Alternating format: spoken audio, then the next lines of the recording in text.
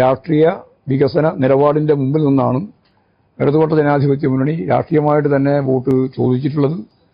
നല്ല പ്രതികരണമാണ് ജനങ്ങളിൽ നിന്ന് ഉണ്ടായിട്ടുള്ളത്. ഇന്നത്തെ 2 റാലി കൂടി വൈകുന്നേരം തീരുന്നതോടുകൂടി എല്ലാ പഞ്ചായത്തിലും റാലി പൂർത്തിയാവും.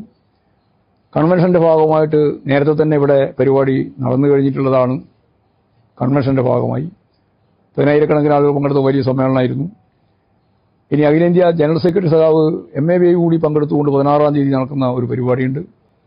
16-ാം തീയതി കേരളത്തിന്റെ ഇതേവരെയുള്ള തെരഞ്ഞെടുപ്പ് ചരിത്രത്തിൽ ഒരു പുതിയ അധ്യായം രചിച്ചുകൊണ്ട് വീടുകളിൽ നിന്ന് പ്രകടനമായി ബൂത്തിലേക്കും ബൂത്തിൽ നിന്ന് പ്രകടനമായി കേന്ദ്രത്തിലേക്കും പോകുന്ന ഒരു വലിയ വർഗീയ വിരുദ്ധ പ്രചാരവേല സംഘടിപ്പിക്കാൻ വേണ്ടി തീരുമാനിച്ചിട്ടുണ്ട്. അത് നാളെയാണ്, 16-ാം തീയതിയാണ്. വലിയൊരു മുന്നേറ്റമായിരിക്കും. 1000-കണക്കിന് ആളുകൾ പങ്കെടുക്കുന്ന 46 കേന്ദ്രത്തിലെ വിവിധ പരിപാടികളോടുകൂടി കുട്ടികളും മുതിർന്നവരും പ്രായമുള്ളവരും എല്ലാം ചേർന്നുകൊണ്ടൊരു വലിയ പരിപാടി നാളെ സംഘടിപ്പിക്കുന്നുണ്ട്. ഇവിടെ ജമാഅത്തെ ഇസ്ലാമിയുടെ നിലപാടിനോട് അഖിലേന്ത്യാ കോൺഗ്രസിന്റെ നേതൃത്വത്തിന്റെ നിലപാട് എന്താണ് എന്ന് ചോദിച്ചിട്ട് ഇതേവരെ മറുപടി പറഞ്ഞില്ല. സതീശൻ പറഞ്ഞത് അതിന് പ്രിയങ്ക ഗാന്ധി മറുപടി പറയേണ്ടതില്ല, ഞാൻ തന്നെ പറഞ്ഞോളാതാണ്. പക്ഷേ ഞാൻ തന്നെ പറഞ്ഞിട്ടില്ല. ഇന്നാണ് പ്രിയങ്ക ഗാന്ധിയുടെ പരിപാടി. മറുപടി പറയുമോ എന്നുള്ളത് നമുക്ക് എനിക്ക് ഉറപ്പായിട്ട് അറിയാം മറുപടി പറയാനില്ല. കാരണം മറുപടി പറയാൻ പറ്റില്ല. അവർ അതിശക്തിയായിട്ട് ജമാഅത്തെ ഇസ്ലാമിക്കെതിരായിട്ട് നിലപാട് സ്വീകരിക്കുന്നവരാണ് അഖിലേന്ത്യാ നേതൃത്വം. അതുകൊണ്ടാണ് KC വേണുഗോപാലിന് ചോദ്യത്തിന് കൃത്യമായിട്ട് മറുപടി പറയാൻ സാധിക്കാതിരുന്നത്. കോൺഗ്രസിനൊക്കെ നിലപാടുണ്ട് എന്ന് പറഞ്ഞിട്ട് മാറിപ്പോവായി.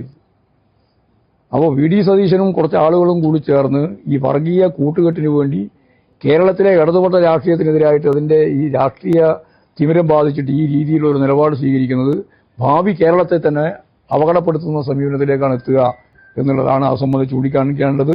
അവർ കൃത്യമായ നിലപാട് അഖിലേന്ത്യാ നേതൃത്വം പറയേണ്ടതുണ്ട്. അത് ഇന്ന് പറയില്ല എന്നാണ് എൻ്റെ ഉറച്ച വിശ്വാസം.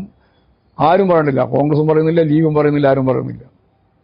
അവരെല്ലാം കൂടി ചേർന്നുണ്ടാക്കിയിട്ടുള്ള ഒരു കൂട്ടുകെട്ടാണ് യഥാർത്ഥത്തിൽ വർഗീയ കൂട്ടുകെട്ടിന്റെ ഭാഗമായിട്ട് വന്നത്. ഞാൻ മഴവിൽ സഖ്യം എന്ന് പറയുന്നത് ആ രീതിയിലുള്ളൊരു കൂട്ടുകെട്ടിനെയാണ്.